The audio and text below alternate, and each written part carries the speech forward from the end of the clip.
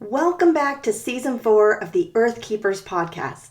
This season will be unlike any of the previous 3, as I welcome a series of guests to join me in some thought-provoking discussions about where exactly humanity is headed and how can we collectively create the future we'd like to see. There's a lot of talk out there about how we're going to get to that future, to what some might call the new Earth. Will it be love or will it be war? What will it take for humanity to finally release that which is no longer serving us to begin imagining something different? Tony Cade Bambara famously said that the role of the artist is to make the revolution irresistible. Author Sophie Strand, one of this season's guests, said, "What if revolution involved sinking our hands into fresh loam and feeling for the threads of mycorrhizal fungi connecting plants and trees? What if, before we began to fight, we rooted back into our earth-based pleasure?" That sounds like my kind of revolution. Humanity seems to be suspended in a place between stories. We're asking ourselves, what do we as a culture believe in now? And how should we proceed? In my vision, we begin by going to the woods, to the weather and the water, to the animals and the trees and the clouds, to the mushrooms and to the earth herself, because they already know the answers and are just waiting on us to ask. So in Season 4 of the Earth Keepers podcast, I'll be speaking with artists and storytellers, researchers and myth makers about what they're envisioning as a potential future for humanity and the Earth. Before we begin, if you're feeling inspired to go deeper and want to support the work it takes to bring this podcast to life, I'd love to have you join me in the Earth Tenders Academy. The Earth Tenders Academy is my online course and community where you can learn more about the history and energy of the community that you live in, hold space for the healing of humanity and nature, remember more about your specific gifts and role with the earth, and see the true magic held in your everyday environment. I invite you to step into this portal with me and hundreds of other Earth Tenders from around the world. Tap the link in the show notes to learn more about the Earth Tenders Academy and join us in this beautiful community. And now, on with the show. Earlier this year, I read a piece of writing on Ted Gioia's Substack where he discussed the 14 signs that a society is missing a subculture. Now, Ted is a longtime music and culture critic and has his finger on the pulse of what's happening in the creative world. Some of these signs that he mentioned include a sense of sameness in the creative world, static and repetitive themes, and alternative voices that are rarely heard and struggle to make an impact. He demonstrated this reality in our own culture in a series of tweets. I mean, of course, because if you want to have a chance of seeing or hearing any alternative voices in this day and age, you have to scour social media for them. Although that's getting harder and harder to do as well. But some of his examples of this lack of counterculture or sense of sameness is a screenshot of a New York City movie theater on a day where Doctor Strange was playing 70 times a day, rather than offering a variety of movie selections. Or the headline that Ed Sheeran's 2017 song Shape of You finished as the top song in contemporary music superstudy 3 years in a row from 2020 to 2022. As in, consumers could find no other music they liked more over a 5-year period. After reading this, I started paying attention to my own local radio station and realized that even the hits station plays maybe one new song out of every 10. So if you look around at popular media, it sure does start to feel like we're trapped in a loop. Or perhaps more accurately, have been lulled into a comfortable trance, never really noticing the passage of time or changes in our larger environment. On top of that, the major news outlets have all been condensed to a few billionaire corporations. U.S. commercial book publishing is down to 4 major companies, of course all owned by even bigger companies, and even Netflix's film library, a place where the choices can seem infinite, has been edited down to less than 20 movies per decade. If it feels like we're living in a bubble where we all hear the same music, read the same books and news stories, and are binging the same shows on Netflix, it's because we are. In a time when it seems like we've never had more information or entertainment at our fingertips than ever before, that information and entertainment has been carefully curated to exclude any alternative ideas. Any ideas that might hit a nerve. Any ideas that might make us think. We're just over here humming The Shape of You and watching the same movies on repeat, living in our own version of Groundhog Day. And while you might find this an interesting story, you may be asking yourself, why the heck am I even talking about this? What exactly does any of this have to do with nature? Well, we can look to philosopher, ethnobotanist, and psychonaut Terence McKenna to make that connection. In his 1990 presentation called Opening the Doors of Creativity, he had this to say about nature and creativity. I thought I would talk just a little bit about my notion of creativity per se. What is it in and of itself? And when I think like that, of course, I cast my mind back to nature. Nature is the great visible engine of creativity against which all other creative efforts are measured. And creativity in nature has a curious distribution. It's something which accumulates through time. And though there's been, many a slipping back in this process, over very large spans of time, we can say that creativity is conserved, that the universe becomes more creative, and out of that state of creative fecundity, more creativity is manifest.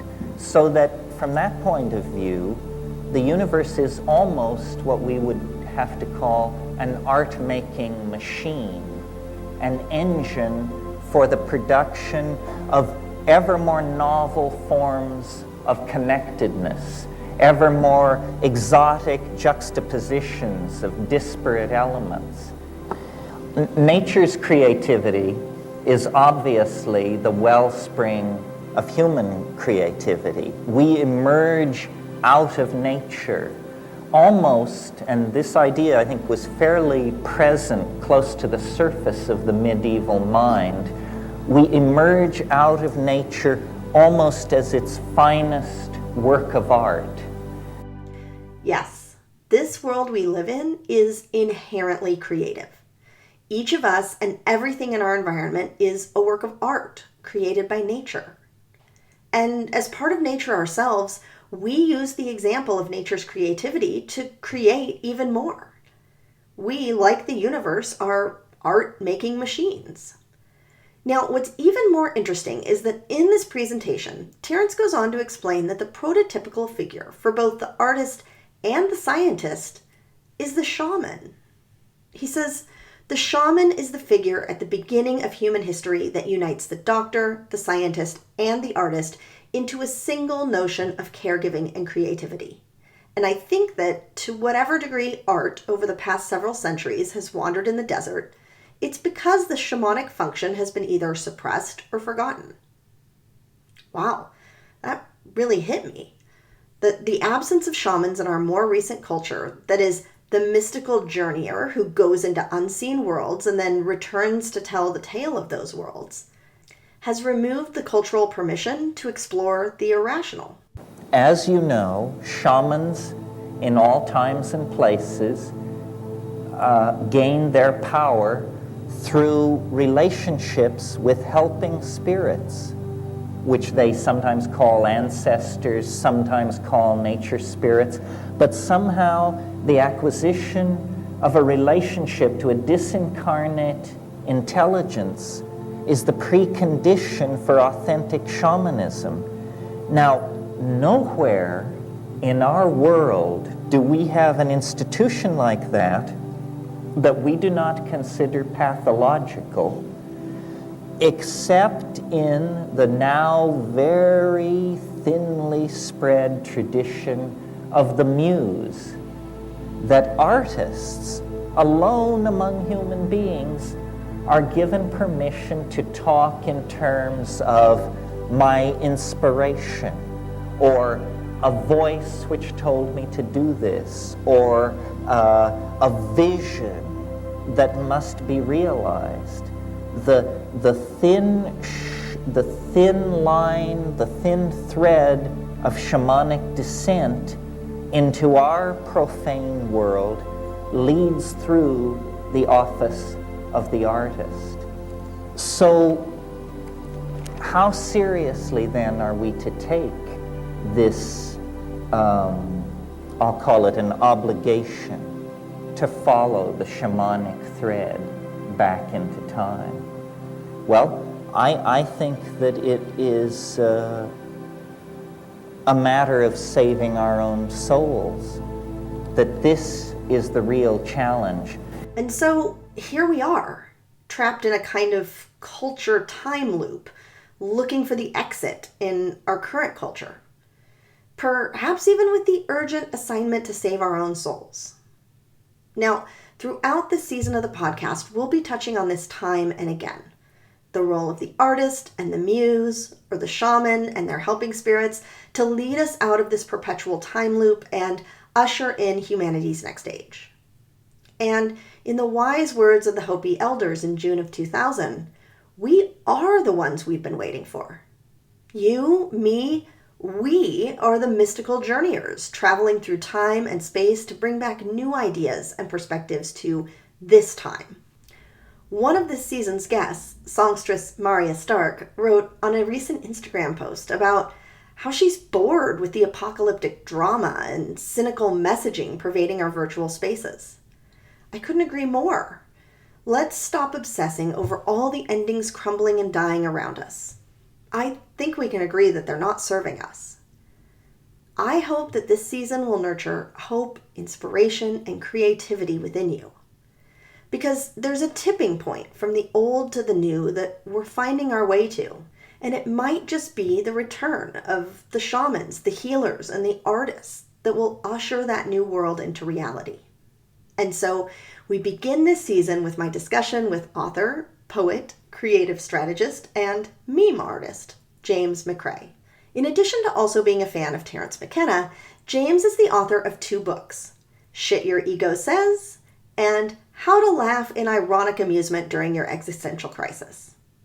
You may already be following his Instagram account, Words Are Vibrations, where he shares his brilliant poems and illustrations and memes. Yep, memes. James makes a compelling argument for why memes are the perfect form of art to disrupt this pervasive sameness and sidestep the algorithm overlords to inject new ideas into the collective consciousness. And how we can use the technology of our time to bring new ideas to the world. I think you're really going to love what he has to say about this. So, without any further ado, here's my discussion with James McCrae. All right. Well, James, thank you for being here. Welcome to the podcast. I'm excited for our conversation today.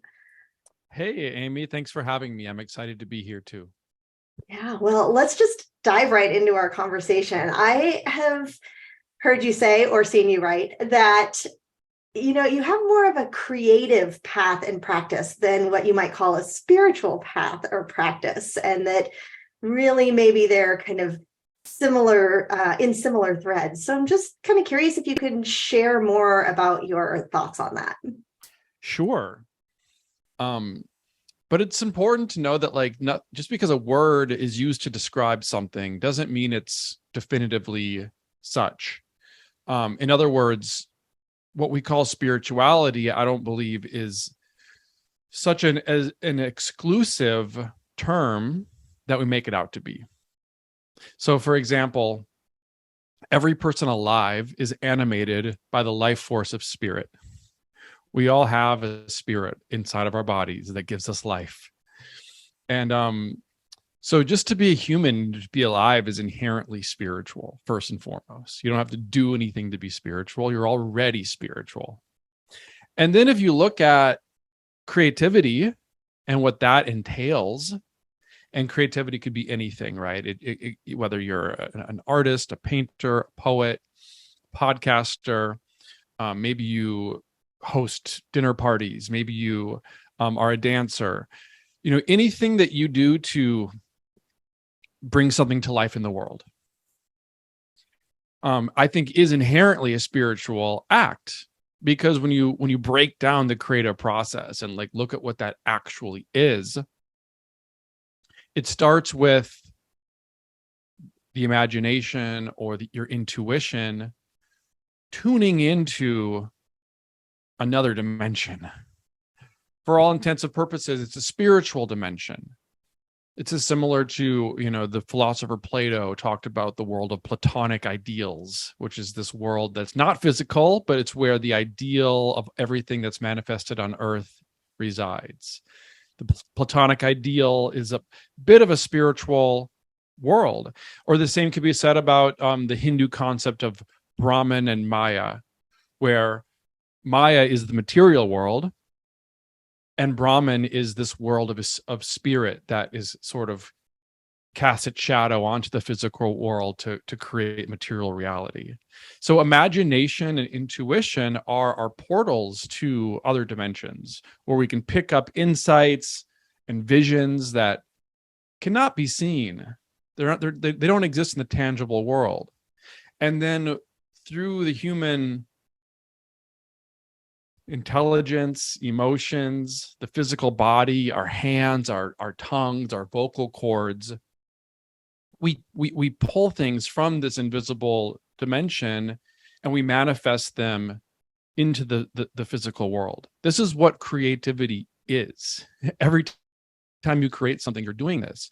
So I believe it is the direct engagement and interaction with the spiritual world. And when I look at that, it's like, you can't get much more spiritual than that. So personally, I've studied a lot of religions and spiritual traditions and have nothing against any of them. But for me personally, I've always resonated with the path of the artist. And my heroes and my inspiration have been poets and artists and people who do use creativity as a spiritual practice to bring some kind of a truth into the world through that spark of inspiration, through the muse that is our connection to other worlds. So I just believe in a more inclusive definition of spirituality, and that doesn't have to mean just one thing. And for me personally, and I know for many others, making art and being creative and consuming art, reading books and listening to music, this can be just as spiritual as anything else. I love that. And it's such a good point in that so many creatives and artists and, writers and poets, right? They're not always sure, like, where does this come from, right? It's just tapping into the void and the potential and the place other than here to bring something here, whatever that looks like. So I love that idea. Yeah, people talk about this, like, where do ideas come from? Like, no one can answer that question. Like, people will say, like, oh, an idea popped into my head. What does that mean? It popped into your head. That's a magical thing. Something. So you're saying something wasn't there, and then it popped into existence. That's magic. That's spiritual. That's interacting with a higher power.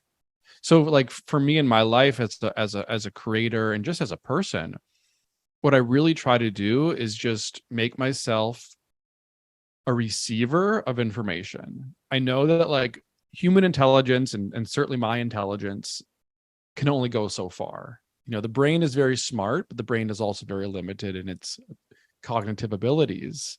But I think when we allow ourselves to open up and become receivers for information from beyond the conscious mind, we actually tune into a higher intelligence.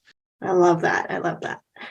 Well, and if anybody follows you on Instagram, they know that in addition to being a writer and a poet, you're also a meme artist. And I want to talk about memes because I think obviously it's something that we've all become accustomed to, and we know and we love and we share on social media all of the time. But I think you share really thoughtfully about what memes are from a bigger perspective and from an artistic perspective. And I was hoping you could share a little bit more about that, and also about your thoughts about how memes can really shift cultures and ideas within our culture. Sure. Yeah, yeah. Well, first of all, we have this idea of memes as like this piece of like social media content. And I think it's important to take a step back and look at what a meme actually is in like a classical sense. So the word meme was invented in 1976 by an evolutionary biologist named Richard Dawkins. And Dawkins created the word meme to make a comparison to how genes work, because he was a biologist. So in biology, genes will replicate and spread, and there can be a gene mutation. And when that gene mutation is advantageous, that mutation will be the strand that ends up spreading and replicating. And then over time, this is how evolution works. Over time, the whole biological system can evolve and change based on the modifications within a single gene. So memes are to the world of culture and ideas what a gene is to biology. So Terence McKenna described a meme as the smallest unit of an idea. So it's essentially, it's the distillation. It's like taking an idea or a whole concept and making like a slogan out of it, or a catchphrase. Like if you look at, I think the 1960s were such a potent time for cultural memes. And like a lot of the hippie movement was based on the spreading of memes. So like you could have a catchphrase that's like, make love, not war. And then that can be placed on a t-shirt and on a sign and on a button and on a bumper sticker. And it becomes a meme that is promoting a certain cultural concept. And then that meme goes viral within the culture, and it can become the prevailing paradigm of a culture. So memes are very important. They're viral ideas that spread from one mind to others. So that's what memes are. And when I kind of realized this, and then I looked at internet memes, I realized, oh, so internet memes are more than just like a silly cat or something. You can actually use internet memes to spread a message and to help certain messages spread and go viral in a culture. So basically, I started making memes, and at that time, my background is I've been a writer and a poet for pretty much my whole life, and I've also been a graphic designer, and I actually went to college and studied graphic design at an art school.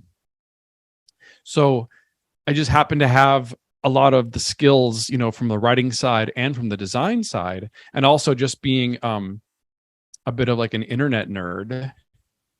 Just kind of understanding the language of the internet and like kind of understanding the history of memes allowed me to leverage that format as a new platform for creative expression. So, and I think that when you look at the history of art, there's all kinds of art, and it's always changing from one generation to the next. And each generation is kind of using the common tools and technology of their time to make art. Like when Andy Warhol started silk screening canvases in the 60s, at first it wasn't considered art because he was just using a mechanical process to silk screen images from pop culture. It's like, well, he's just reproducing images. Like that's not art. And then, but then you can look back and be like, no, it was art. It really was like reflecting back the times through the tools and technology of the era. So for me, that's what memes are. It's like the common tools and technology of our time is smartphones, it's social media, it's internet. So I think for a form of art to really be effective and relevant today, I think it's got to live in those worlds. And the meme happens to be the perfect art form for the internet age, where never before has it been so easy to copy and paste and to spread and for things to go viral. So when you look at the nature of memes is to spread and go viral, and the internet facilitates that better than any other platform in human history. So it's kind of the perfect art form for the age of social media. And so I've been doing that for a few years now, and I teach classes on how to make memes, and I've written an ebook on how to make memes, and more people are kind of tapping into that as a medium of creative expression. So it's exciting right now from an art standpoint, but also in that deeper way, I do think that memes have the power to affect change in culture, and I think we've seen that in the past, and I think we're seeing it again now. Well, it's interesting to think about, because certainly, I'm sure we've seen, maybe it's your meme, I don't know, memes that are like the world is burning and we're just over here sending memes to each other, or, maybe, the world is going to wake up based on just, looking at memes. But I think you're right, is that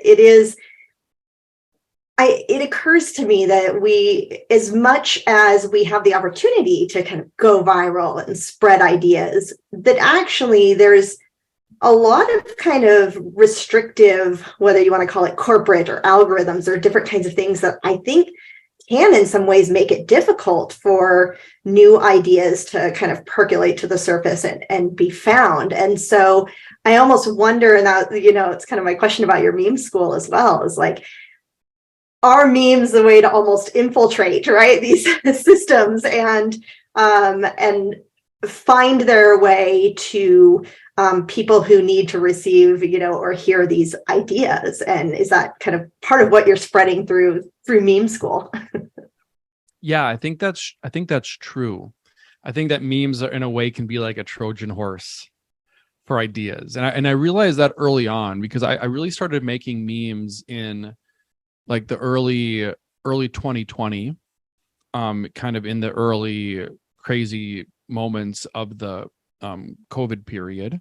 Mm-hmm. And if you remember, and it still is this way, but I think even more so then, it's things became very polarized very quickly. Right. There seemed to be like a bit of like a cultural divide of people who believed this versus people who believe that, and it just seemed to be a very a very divisive time. And one thing that you can do is you can write an essay on something and have an argument laid out in an essay, or you can give a lecture and you can stand up and on a soapbox and kind of preach your point of view. And when you do things like this, they tend to, for the most part, you're kind of preaching to the choir. The people who are predisposed to agree with you are going to continue to agree with you. People who are not are going to continue to not agree with you. And what I found is that memes, it's a little bit like that spoonful of sugar metaphor, where like memes kind of hit you in the gut rather than on the intellectual level. So whereas you might usually have some kind of like an intellectual barrier to believe something, a meme is almost like a song where it just hits you in the gut, and like you might just kind of like laugh at it or react to it before you even get it. Your mind even has a chance to like shoot it down. So in a way, yes, memes kind of infiltrate the psyche. It's kind of like putting out little spy planes and then having them go out into the internet and see where they can land. So yeah, I definitely think that you can communicate things and ideas with memes, and especially like nuance. So you can communicate nuance and humor and absurdity in memes that you can't really communicate otherwise. And in that way, it reminds me of poetry. Like my background is in poetry, and poetry is a language that it's almost the language of nuance in a lot of ways, where you're saying things, but you're speaking on the level of metaphor. and you're kind of pointing at things, and it's more this poetic nature of language. And memes are somewhat similar, where maybe you can say more than one thing at once, or there's the real message is in the interpretation. So I feel like memes are almost like a modern form of poetry. Yeah, and you think about the ones that you screenshot or you save or you're still thinking about later or you're sharing with other people. I mean, certainly it's, I mean, you can't help but say that, especially the ones that are really well done and hit the mark, are truly an art form. And that's unique, I think, to what's happening in social media right now. Yeah, they kind of give a voice to a certain idea or emotion. It's almost like an emoji. Like if you use this emoji, it represents this feeling. And the best memes are kind of like emojis, where it's like, oh, this meme represents this feeling better than anything else. So true. Well, shifting gears a little bit to something that you've shared about, and I think is a thread that's starting to kind of come through this season as well, is the idea of myths and their impact in our culture. And I think in, the absence in some cases of a prevailing agreed upon myth, where do you think we are in our culture as far as, what myths do we have, or are we still holding up? Yeah, it's really a great question. I've been getting more and more into mythology over the past year.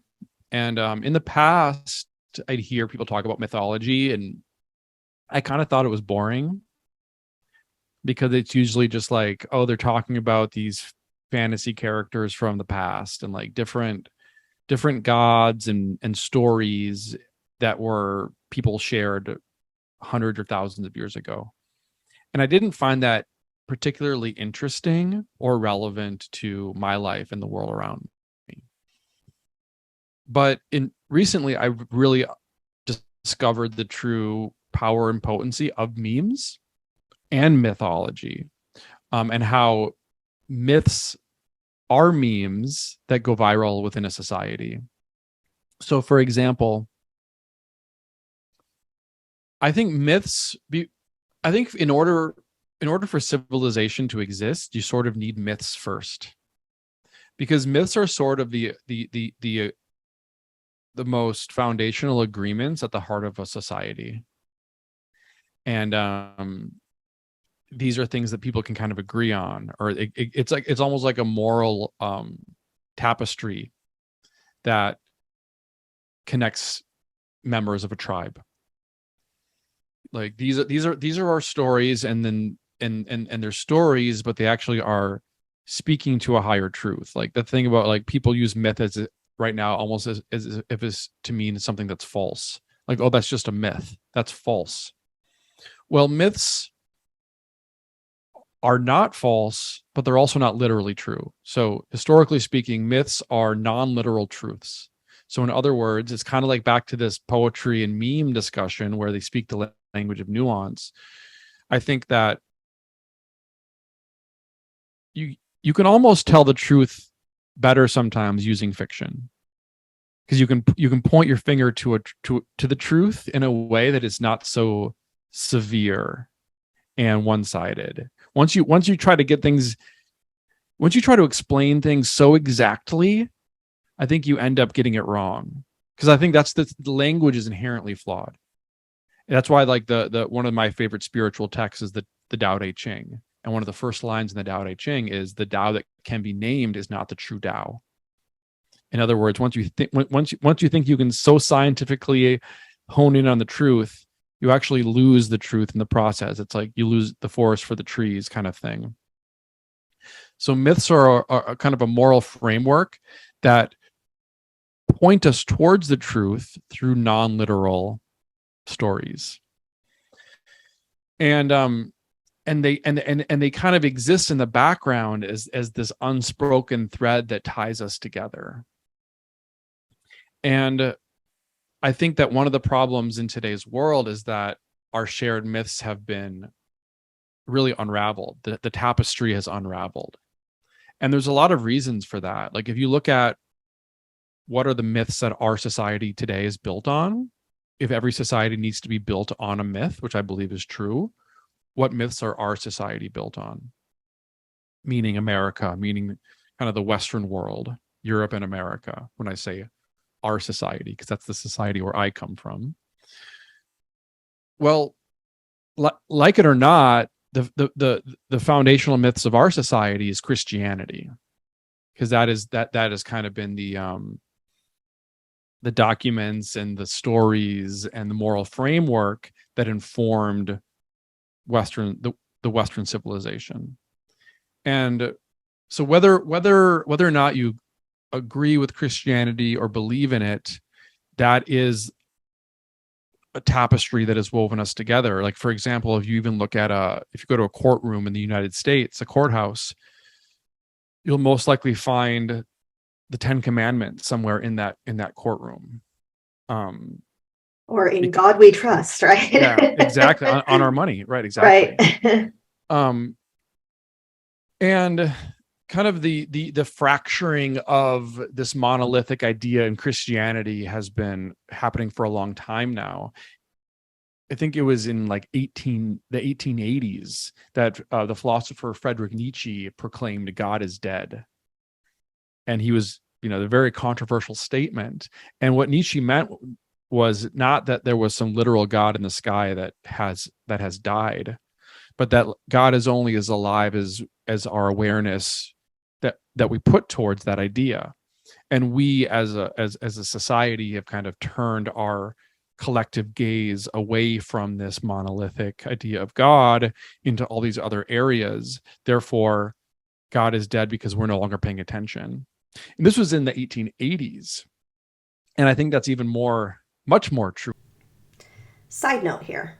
German philosopher Friedrich Nietzsche wrote God is dead in his book The Gay Science in 1882, meaning that after the Enlightenment, which had pulled much of society out of the Dark Ages with the ideas that our universe was governed by physical laws, not by divine guidance, therefore God was no longer needed as a guidepost for morality, value, or order in the universe. Science could do that for us. Although he himself was an atheist, Nietzsche was concerned that the basic belief system of Western Europe was in jeopardy, that Christianity was a system, a whole view of things thought out together. And by breaking one main concept out of that system, that is, the faith in God, the entire system would break. So whichever myth or origin story a culture collectively believes in only works with that shared collective belief. And I think it's fair to say that our culture has lost any one collective belief, as Nietzsche predicted with his famous quote. Okay, back to James. Now, I think we live in a very fractured society. And I think that even the university system today, the philosophy that is taught is postmodernism, which is inherently the philosophy of deconstructivism, meaning there is no grand narrative, there is no grand truth. Everything can be seen from a million perspectives, and none of them are true, and everything's relative. And not only do we no longer have kind of a shared myth to believe in, but we shouldn't have a shared myth to believe in. Like, basically everything is wrong. And it's just kind of tearing down the old systems. And I'm not saying that that's even bad. I'm really not saying that's bad, because if you look at what were we doing? I mean, there were for hundreds of years, there were all kinds of wars being fought in the name of Christianity. And in the name of Christianity, people were suppressing women, minorities. Like, there was a lot of destruction and suppression and violence that was committed in the name of Christianity. So we're kind of right to, when our myths are no longer living up to their ideals, we're kind of should question them. We kind of should pick them apart. But postmodernism alone does not a culture make. So now we just have all these people who are disconnected in our own reality tunnels, and we're united only by our shared outrage and confusion. And we're just kind of like we don't know how to move forward. We don't know how to proceed because we don't have a shared vision to believe in. So I think that's where we are right now. And I think that we have kind of forsaken our myths. And I think it's kind of too late to put the genie back in the bottle, so to speak. Like, I don't think we can just go back to, like, make America great again, like go back to the values of the past. I don't think that's possible to do. I think that things move in cycles, and I think that includes mythology. I think, there's cycles for all things in life, including the myths that our societies are built upon. So if the old myths have been unraveled and deconstructed and essentially left for dead, I think it's imperative that we create new myths to inspire a better future. And I think that's the role of the artist. And again, I use the term artist very broadly, but it's the job of the dreamer, because there's a lot of work that we need to do to create a better world and a better society. And we really need to build new systems. We need to build more sustainable, inclusive systems. But before we can build something, we need to have a plan. Before we can have a plan, we need to have a vision or a dream. So everyone has a different role along that spectrum. But before we can start building, we need to know, what exactly are we building? We need a plan. Well, what are we planning? What is the vision? So everything new begins in the imagination. So I think that's the role of the artist, the poet, the meme maker, and the dreamer, is to plant new memes into the collective consciousness. Memes are seeds that you plant in the collective consciousness, and they eventually take root, and then they grow into the sturdy branches of reality. So that's what I try to do with my work, is just plant seeds. And every meme that I make, every book that I write, every poem that I write, I'm planting little seeds in the collective consciousness. And I just hope that if I plant enough seeds and other people plant enough seeds, we don't need to execute on the new world tomorrow. But if we get the wheels moving in the right direction, and we plant enough little dreams, one of them will take root and one of them will grow. So I think that's why right now is such an important time for art and for creativity, because I actually think it is the beginning of the new world. I agree. And I think, it's interesting, while you're kind of talking about some of the myth and where we came from, it occurred to me that, the founding fathers, at least here in the United States, certainly they had their vision and their dreams. And certainly I agree, Christianity has been there and has been, a part of our culture as it's been growing. But I also think, whether intentionally or unintentionally, this idea that everyone can practice their own religion, right, which was one of the tenets, kind of like that idea removed that myth connection, right? That by the basis of what it was, kind of drove people into their own little groups of beliefs in our country. That is where we've gotten to now. And now we're looking for, exactly as you say, humans are just wired for looking for that myth and that meaning. And so now we're looking for it in wherever, right? Science or reason or corporations or whoever it is that's going to make meaning for us, because we can't find that. And so I love the idea of really artists kind of leading us into that next phase and having those ideas and planting those seeds that collectively can start to grow something new, even if no one person has the one idea, which I don't think is how we would expect it to unfold anyway. Yeah, that's exactly right. And it's just so important to trust the uncertainty of the journey, because, I think that in order for us to get to the next phase of society, I think that we have to let go of a lot of the just a lot of the assumptions and a lot of the things that we take for granted. I don't know what that is. Some people want to replace the Constitution. Some people want to replace the government. Like, again, like, I don't have the answers. I'm not the one building it. I'm the one that's like putting out seeds of memes and visions, right? But I do think we need to be comfortable letting go of the known in order to move into a greater unknown. Which isn't easy, and there's a lot of resistance, and I think a lot of the friction in society today is, half the people are trying to burn down the past and pretend, just burn it down and destroy it, and because of everything, all the bad things the past is responsible for. And I understand that motivation. And then half the country, half of the world is saying, no, these are our values. Like, how can we tear down our traditional values because they've actually got us as far where we are today?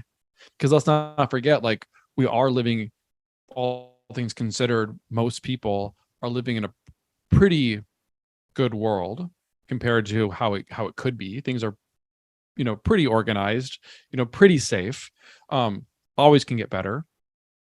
But it's really, I can understand why you would want to be very protective of the traditions and values that you hold dear and that have allowed us and have allowed many people to flourish.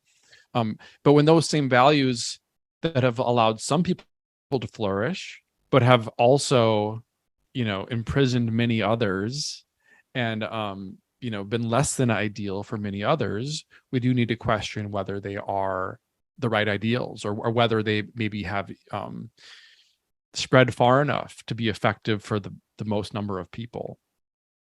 So I do think we are going through a period of change, and I don't think it's about burning down all of the past, but it's also not about preserving all of the past. I think there needs to be I'm a big fan of Buddhism, and in Buddhism we speak about the middle way. So I do think there is a middle way between extremes, between burning down the past and between going back to the past. I think that there are certain principles that we can preserve as we progress forward into the future. And that's going to take compromise. That's going to take discussion, debate. You mentioned the founding fathers. The founding fathers in America were not all on the same page. They weren't just a bunch of buddies that all saw things the same way. There was a lot of disagreements in the founding of America. There was a lot of debate, a lot of arguing. There was fighting in when it came to putting together the Constitution. So I think we need to be prepared to do that, to really get on the same page. And that's you can't have it all your way. I think right now people want to have it all their way, and this is how I want things to be, and this is the way it should be. But then someone on the other side says, no, I want it all this way, and this is the way it should be. There's going to have to be compromises. There's going to have to be a unification of some sort, and I hope we can get there without some kind of level of devastation where we have no other choice. Like, I think there's a line from Morrissey in a Smith song that says, if it's not love, then it's the bomb that will bring us together. So it's like, we're coming together at some point either way.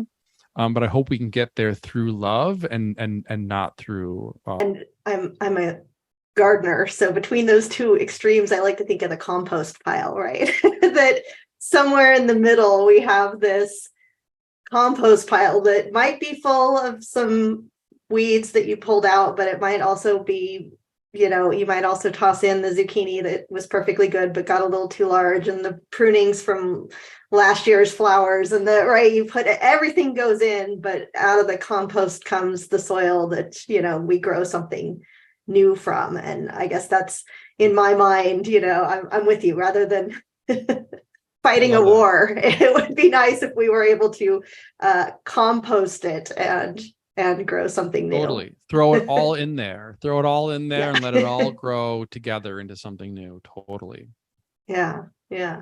Well, you have an idea, a vision, somewhat for the what the new Earth might be, but you're calling it the new Renaissance. Tell us a little bit about where that came from, what that is. Yeah, well, okay. So yeah, I've been kind of speaking on a subject called the New Renaissance, and I think that's the vision I have for the new world, which is like I said, it's kind of a return to creativity in order to plant those visions that can then become reality. And I think the Renaissance is an important period of time to look at, and a relevant one, because before the Renaissance was the Dark Ages. And this was a kind of a bad time for humanity. It was like the Catholic Church was like ruled supreme. There was plagues and famines, and witches were being burned. It was just like the Dark Ages they're called the Dark Ages for a reason. This was not a pretty time. And how did we get out of the Dark Ages? I think it's an important question to ask. How did we go from the Dark Ages to the Renaissance? And my overly simplified explanation for that is that it was the artists and the philosophers who looked back into history at the last period where it was flourishing, which was essentially, well, they looked back to ancient Greece to be inspired by the idealism of that classical period, where people, that was the creation of democracy, and the arts were flourishing. So it was the artists and the philosophers that took inspiration from ancient Greece, and then they brought those ideals forward into the present, and that sparked the Renaissance, which was a return to science and a return to art and to beauty, and to philosophical debate, which led to the period known as the Enlightenment. And the Enlightenment is problematic in its own way, because it's kind of like this reliance on reason above all else. But things are both good and bad, right? Because at the time, the Enlightenment got us out of a lot of the superstitions of the Dark Ages, which was good. It was a positive step for humanity. So it was by looking to the past and taking the inspiration and bringing those ideals to life in the present that led to the Renaissance. And I think that's what we need now. And one of my favorite thinkers is Terence McKenna. And what he said is the problems we're facing today are so severe that instead of looking back to ancient Greece, we need to look back even further. Because McKenna talked about the biggest problem in the world today, or actually all of the problems in the world today, they all come back to the same idea called the ego dominator society. And right now, people throw around words like, oh, the patriarchy, or colonialism, or white supremacy. And all of these terms are just different aspects of the ego dominator society. So it's beyond race, it's beyond gender, etc. It's almost like a mind virus that's been planted in society that causes us to loot and pillage and seek gain for ourselves at the expense of others. And McKenna pointed out that it was about 10,000 years ago, during the transition from hunter-gatherer societies into agriculture, that this is where the eco-dominator society was born. And essentially because there's nothing wrong with agriculture, there's nothing wrong with farming, but things often have like an unexpected consequence. And with agriculture, for the first time, people were no longer nomadic. People could own land, and people could hoard resources. So you could suddenly what was a kind of a more communal living became a hierarchy, with the haves and the have-nots. And this was 10,000 years ago. And you play that out over 10,000 years, and you can see how severe that hierarchy has gotten. between the haves and the have-nots. So McKenna pointed out that in order to move beyond the ego dominator society, we need to look back to a period in history prior to the birth of the ego dominator society, which was hunter-gatherers. So in other words, the new Renaissance, instead of being inspired by ancient Greece, is going to be inspired by the Paleolithic period with the tribal people who are hunter-gatherers. So in other words, indigenous tribes, people who lived in community, societies that worshiped the goddess just as much as the god. Those are equal. And a connection to nature, and having sustainable lifestyles and working together as a community. So I think for me, the new Renaissance is about taking the forgotten principles of ancient history, in particular indigenous cultures and hunter-gatherers, and the same way that they did in the Renaissance, bring those principles forward into the present. Because I still believe in technology. I don't think we're going to go back to actually, the Stone Age. I think we need to merge those principles with the present, with, technology, in order to find a way to move forward. Yeah, and it's interesting because I think that is the place that a lot of us are at, is seeing the benefit of some of those, communal living and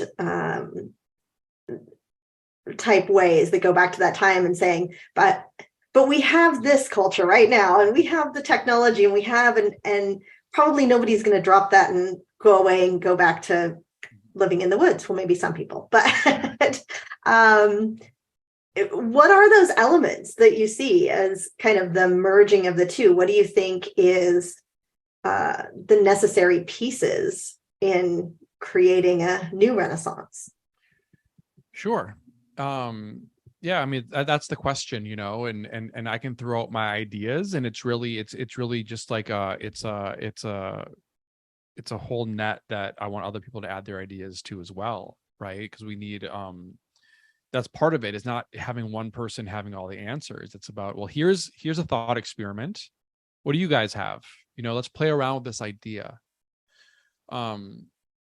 So for me, there's a lot of things. I mean, I think that one of them is, if you just like look back at what is different now compared to, an ancient history.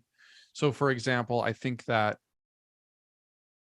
again, back to Taoism and the Tao Te Ching, I think that the universe, the nature of the universe is an equal balance of yin and yang, and that's masculine and feminine. And I think that for many centuries, society has been too reliant on the yang, which is the masculine energy, which is the forceful nature, to go out and do things, or to take things, and to exert force, whereas the yin is more the feminine, receptive, intuitive side that I think artists have always been connected to. But I think that we really need to restore yin to the equal level of yang in our society. So in other words, like, there's a lot of talk about men and women and equity, and having an equal number of women in powerful positions as men, and things like that. And there's nothing wrong with any of that. But I think that the point is not to just insert women or minorities into the same dominator hierarchy and have them be interchangeable pieces that men were playing in the same power structure. That's not the answer. The answer is to awaken the yin across all facets of society. So we're using our intuition to make decisions. And in ancient societies, before a culture could go to war, there would be something called like a council of grandmothers, and they would need to be consulted before going to war, so they could see, is this just a warrior or a king who's power tripping right now and just wants to, or is this a truly noble cause? So I just think we need to slow down and stop thinking we know everything, and just be willing to listen a little bit more. So that's one of the ideas that I have.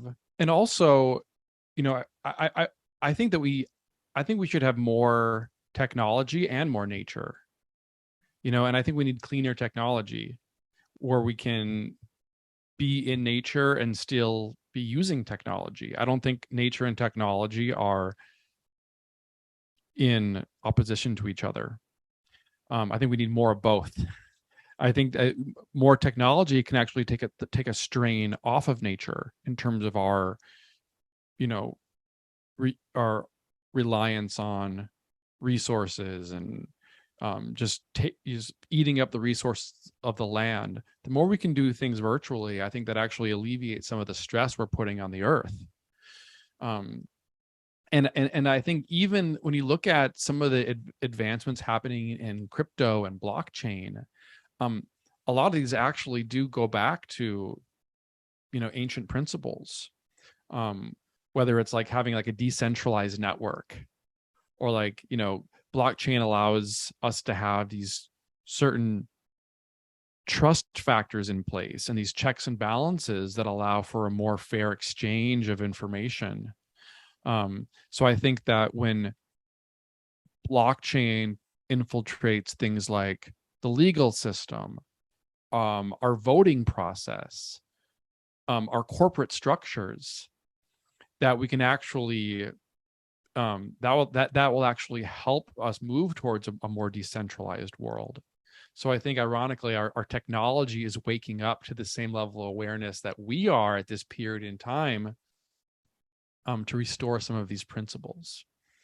So those are some of the ideas I have. And I mean, just for anyone who's listening to this, I would just encourage them to think of their own. Like, I think it's, we need to stop looking at other people and other leaders to have all the answers. And like, we all need to contribute.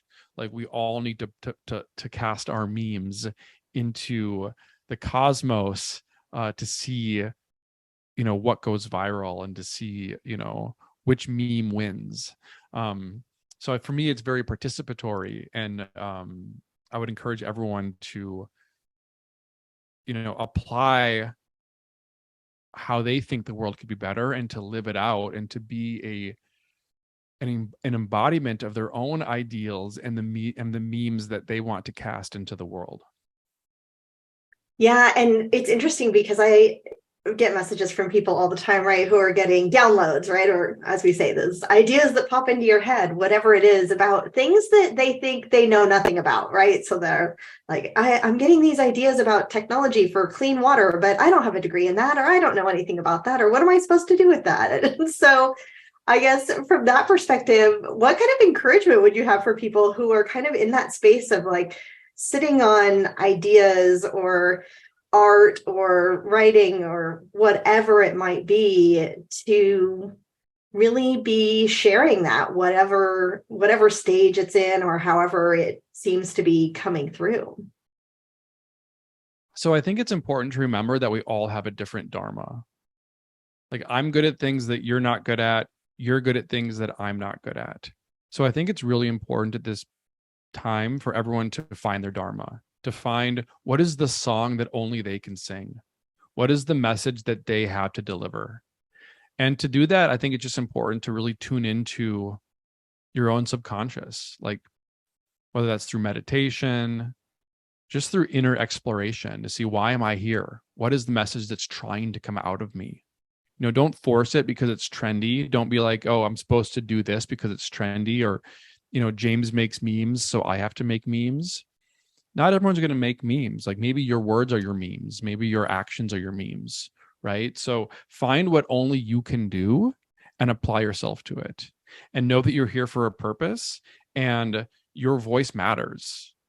And I used to be more afraid to put myself out there. And then you just got to get your feet wet, go out a little bit beyond the shore, wade in the water, and eventually, you can dunk your head underwater, and it'll get easier and easier and easier. There was a time when sitting here and doing a podcast would have been terrifying for me, and now I do it all the time.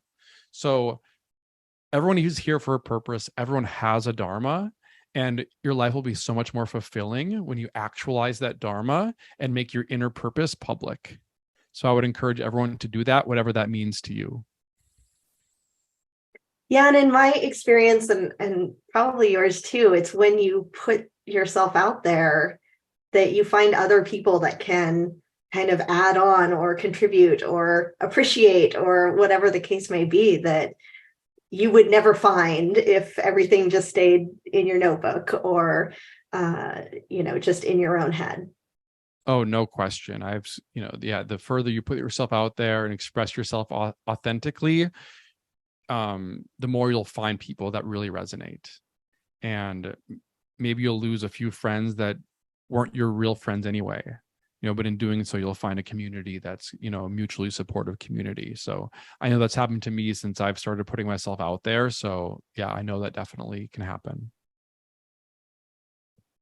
Well, I'd like you to read your poem before we go, but I do want to ask before we do that, if you could share just a little bit about the Sunflower Club, because I think that's probably already happening in some of the communities that the listeners are in. And if not, it may spark something for somebody to start something similar in their community. Mm-hmm. Yeah, Sunflower Club is really my way of actualizing the new Renaissance. And that's essentially giving a voice to creativity where there was not a voice previously. Like, I think that there is a creative imbalance in the world. There are like a few published authors and professional artists who are given the green light to be creative. And then everyone else doesn't really have an outlet for creative expression. Even though, like, most people I know, they have a notebook and they write in a notebook. And they might write some reflections or a diary entry or a poem, but then it just gets locked away in that notebook and no one ever sees it. No one ever hears it. It just the notebook is where their ideas go to die. And that's okay too. I mean, just getting it out of your system and getting it out onto the page, there's something healing about that. I think there's something that's like cleansing about it. It's like a purge. You get it out of your system, and when you get it onto the page, there's a release that happens. But there's even a bigger release that happens when you share that in public. So Sunflower Club is a creativity ceremony that I've developed, and it's not about being the best at creativity. It's not a talent show. Everyone's welcome to share, and it's not about being good at creativity. It's about creativity being good for you. So it's really about creativity as a modality for healing and transformation. And I host Sunflower Club events where I live here in Austin. And I've also put together a guidebook on how to start your own Sunflower Club. So now we're seeing Sunflower Clubs kind of sprout up all around the world where people are hosting their own. So my real vision is to have a Sunflower Clubs in every city and town across the world, so we can bring creative expression to places where it wouldn't be otherwise, and to give everyone that outlet to heal themselves through creativity. Beautiful. And I have no doubt that there will be people who will say, that's what's missing in my community. And we need to do that. So thank you for sharing that with us and with your idea with the world as well. So, well, you have a beautiful poem that, if I remember right, is entitled The New Earth, A New Earth. And I would love it if you would share it with us. Yeah, of course. So this poem is called A New Earth, and I wrote this in, I think, 2021, at a time when the world felt especially dark and heavy. And this poem just came through me one morning. Just like it just flew through. I didn't even plan to write it. It just started coming through, and I just had to get it down.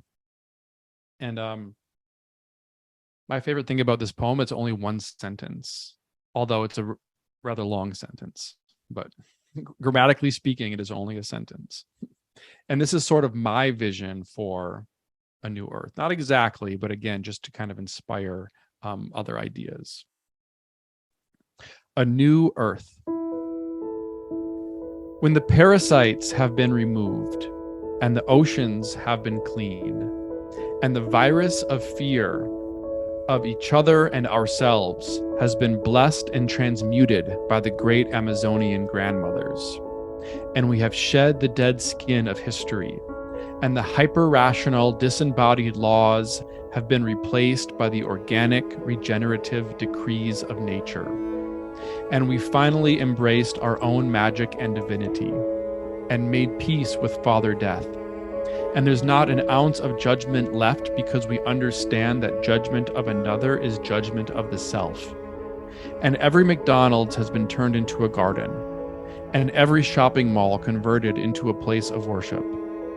And we celebrate each spring equinox by electing a single yellow daisy as president of the world in a symbolic gesture of gentleness and the futility of control.